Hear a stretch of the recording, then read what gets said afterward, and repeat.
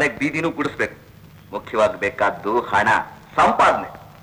ಸರಿ, hotel business ಮಾಡೋದಕ್ಕೆ ನಿನಗೇನಿದೆ ಅನುಭವ? ನೀನ್ ನೇಗ್ಲು ಹಿಡಿದು ಉಳೋದಕ್ಕೆ ಪ್ರಾರಂಭ ಮಾಡಿದಾಗ ನಿನಗೇನಿತ್ತು ಅನುಭವ?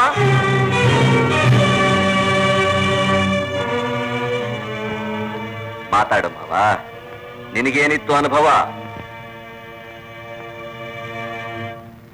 ಕೇಶವ, ಆವತ್ ನನಗಿದ್ದಿದ್ದು ಅನುಭವ ಅಲ್ಲಪ್ಪ. ಇಷ್ಟೊಂದು ಜನಗಳ ತುತ್ತಿನ ಚೀಲ ತುಂಬಬೇಕು ಅನ್ನೋ ಛಲ. ಇವತ್ತೇನು ನಾಳೆ ಏನು ಅಂತ ಕಣ್ ಬಿಡ್ತಾ ಇದ್ದು ನಿಮ್ಮನ್ನೆಲ್ಲ ಒಂದು ದಾರಿಗೆ ಹಚ್ಚಬೇಕು ಅನ್ನೋ ಮಹತ್ವಾಕಾಂಕ್ಷೆ.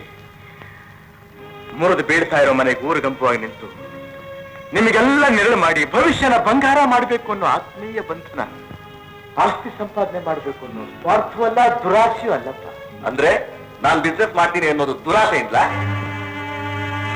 ಅಲ್ಲದೆ ಮತ್ತೇನೆ, ಮನುಷ್ಯನಿಗೆ ಮುಂದೆ ಬರಬೇಕು ಅನ್ನೋ ಆಸೆ ಇರಬೇಕು ನಿಜ, ಆದ್ರೆ ದುರಾಸೆ ಇರಬಾರ್ದು. 600 ರೂಪಾಯಿ ಸಂಬಳ ನಿಮ್ಮಿಬ್ರಿಗೆ ಸಾಕಾಗೋದಿಲ್ಲ ಅಂತ ಹೇಳ್ತಾ ಇದೆಯಲ್ಲ.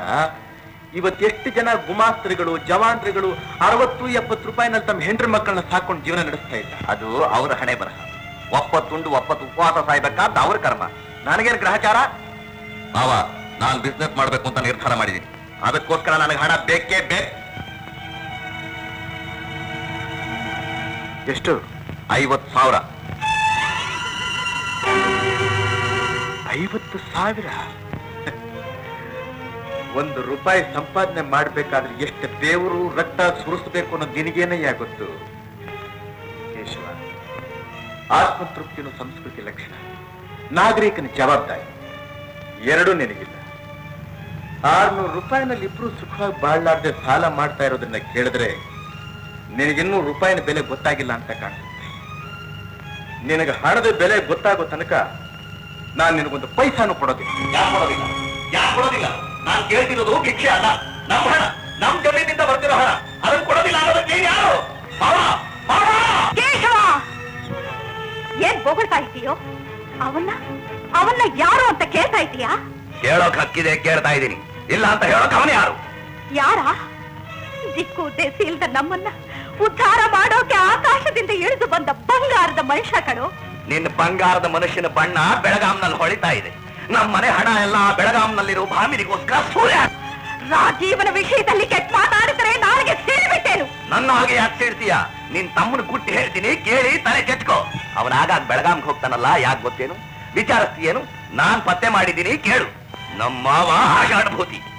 ಅದ್ದೇ ಇಷ್ಟು ದಿವಸ ಮದುವೆ ಆಗದೆ ಯಾಕೆ ಸತಾಯಿಸ್ತಾ ಇದ್ದ ಗೊತ್ತೇ? ಬೆಳಗಾಂನಲ್ಲಿ ನಿಮ್ಗೊಬ್ಳು ಸವತಿ ಇದ್ದಾಳೆ, ಅವಳಿಗೊಂದು ಮಗು ಇದೆ. ಅದರ ಅಪ್ಪ ನಮ್ಮ ಮಾವ, ನಿಮ್ ಗಂಡ. ಕೇಶವ, ಮುಚ್ಚಬಾಯಿ. ಹಣ ಕೊಡ್ಲಿಲ್ಲ ಅನ್ನೋ ಹೊಟ್ಟೆ ಉರಿಯಿಂದ ಏನೇನೋ ಮಾತಾಡ್ತಿದ್ಯಾ? ನಿನ್ನ ಕೊಂದು ಬಿಟ್ಟೇನು? ನಾನು ಹೇಳ್ತಿರೋದು ಸತ್ಯ, ಸತ್ಯ. ನಮ್ಮ ಹಣ ತಗೊಂಡು ಹೋಗಿ ಅವಳ ಹೆಣಕ್ ಸುರಿತಾ ಇದ್ದಾನೆ. ನಾನ್ ಕೇಳಿದ್ರೆ ಇಲ್ಲ ಅಂತಾನೆ. ಅದ್ ಯಾಕೆ ಕೊಡೋದಿಲ್ವಾ ನಾನು ನೋಡ್ತೀನಿ.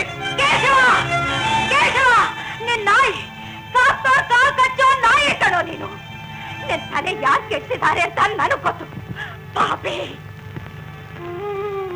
ಲಕ್ಷ್ಮಿ, ಲಕ್ಷ್ಮಿ, ಆ ನಾಯಿ ಆಡಿದ ಮಾತು ನೀನ್ ನಂಬೇಡಮ್ಮ. ನನ್ ರಾಜೀವ ಅಂತವನಲ್ಲ ಕಣಮ್ಮ.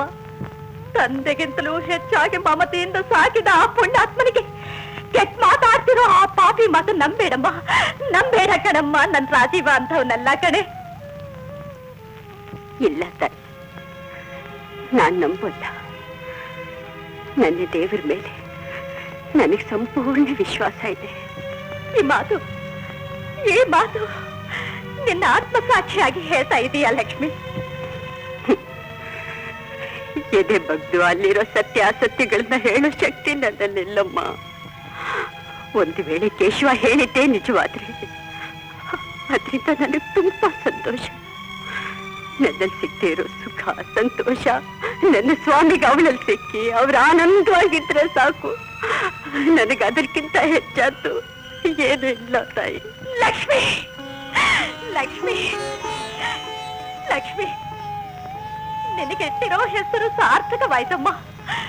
ನೀನು ಬರೀ ಲಕ್ಷ್ಮಿ ಅಲ್ಲ, ನಮ್ಮ ಬದುಕನ್ನೇ ಬೆಳಗೋಕೆ ಬಂದಿರೋ ನನ್ನ ಭಾಗ್ಯ ಲಕ್ಷ್ಮಿ, ನನ್ನ ಗೃಹಲಕ್ಷ್ಮಿ ಕಣಮ್ಮ. ನೀನು ನನ್ನ ಗೃಹಲಕ್ಷ್ಮಿ. ನಂದಿನಿ, ಸರಸ್ವತಿ, ಕೇಶವಾಡದ ಕೆಟ್ಟ ಮಾತು ರಾಜೀವನ ಕಿವಿಗೆ ಹಾಕ್ಬೇಡಿ. ಅದರಿಂದ ಅವನ ಮನಸ್ಸು ಉರಿದು ಹೋಗುತ್ತೆ. ಯಾರಾದರೂ ಈ ವಿಷಯ ಅವನು ಮುಂದಾಡಿದ್ರೆ ನನ್ ತಿಂದಾಣೆ.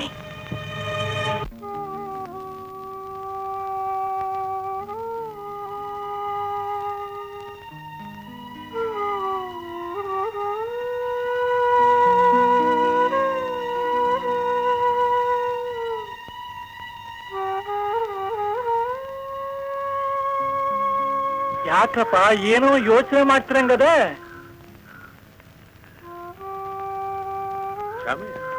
ಏನ್ರಪ್ಪ?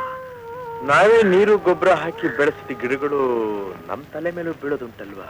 ಹೌದ್ರಪ್ಪ, ಬಿರುಗಾಳಿ ಬರ್ಸಿಡ್ಲು ಬರ್ದಾಗ ಹಂಗಾಗದು ಉಂಟು. ಹೌದಲ್ಲ?